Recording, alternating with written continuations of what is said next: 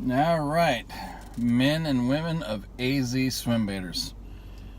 So, I just had my first experience with my 908. So I have Alexa WN400. That's the one with the wind grips. High gear, 6 3 to 1. Right now I've got 20-pound Berkley Big Game. I know that the 25-pound Izor XXX I have is a thinner diameter. I'm probably going to switch to that in a couple days because I'm probably going to be on Lake Martinez Saturday and I want to go take this bull shad with me. Now, I think the one I have is actually a 7-inch bull shad, which is not that many ounces.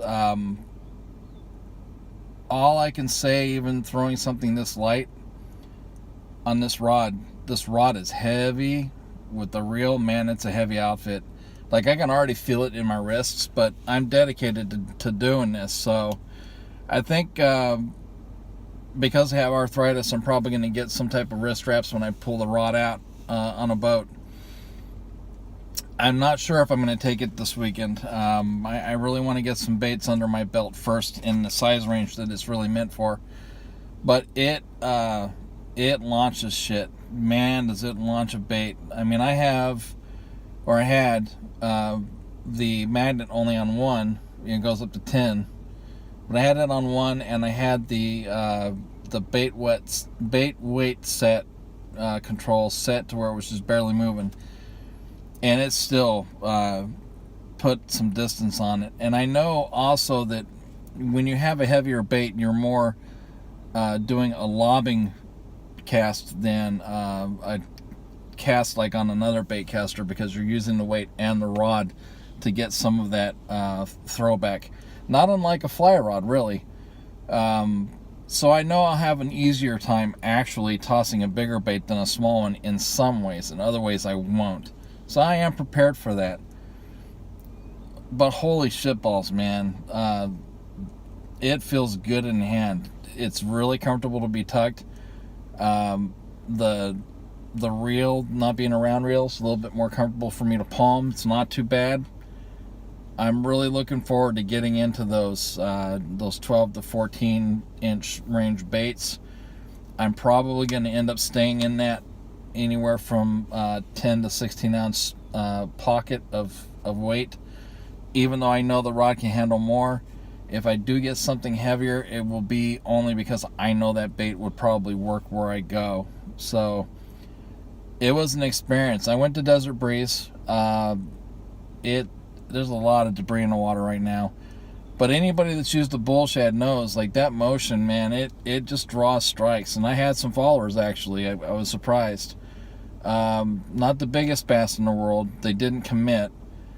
I did have a couple of times where I paused for the head to turn to get that reaction, and as you know, bass is either going to turn away because it's been discovered or it's going to strike. Unfortunately, the two that followed me that were at that point that I did that, and visible because the water's pretty clear despite the debris, they did the turn and go. So they're either not as hungry as they could be, or it's just because of how the weather has affected their mood, which it does. So all in all, not a bad experience. I mean, man, what a rod and reel, man. I don't know what to think right now. It's weird, like with the regular rod and reel, to give perspective to somebody that's not used to swim bait rod and reel. It makes your adrenaline hop, and it's almost an involuntary action because you're casting, and you know that you could go all day long and not get a hit, or you could go all day long and get one or two good ones. That's the game of swim bait, and that's why they call it the grind. You're grinding, you're cast and come and cast and bring it back, cast and after cast after cast.